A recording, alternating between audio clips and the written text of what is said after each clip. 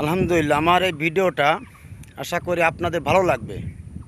যদি ভালো লাগে, ভিডিওটা শোনার পরে ভালো লাগে, তাহলে লাইক কমেন্ট করবেন এবং বেশি বেশি শেয়ার করবেন। কারণ কি জানেন, আমি এই ভিডিওটা শুধুমাত্র করছি আপনাদের ভালোর জন্যই।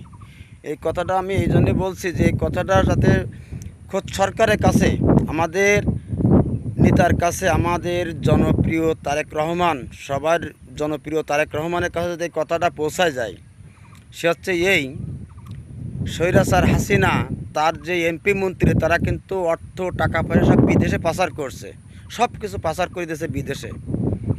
আজ যদি বিদেশে পাচার না করে দেশে যদি কলকারখানা করতো, তাহলে কিন্তু দেশের এরকম অভাব থাকতো না। তা দয়া করে আমি জনাব তারেক রহমানকে, সে আমার নেতা, আমি তাকে ভালোবাসি, আমার দলকে ভালোবাসি। তা আমি এতটুকু দাবি তার কাছে, আমার নেতার কাছে এতটুকু দাবি,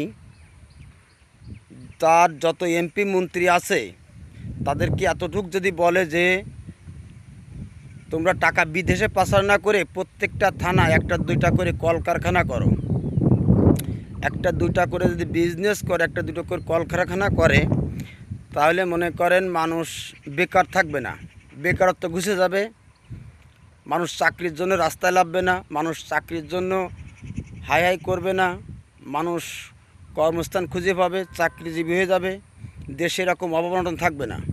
প্রত্যেকটা জেলা যদি একটা দুইটা করে কলকারখানা থাকে, হাজার হাজার লক্ষ লক্ষ শ্রমিক খাটতে পারবে।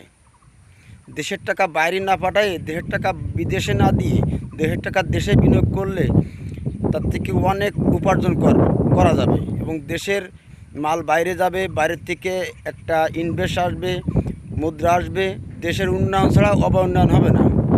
তো আমার সরকারের কাছে আমার এতটুকু দাবি,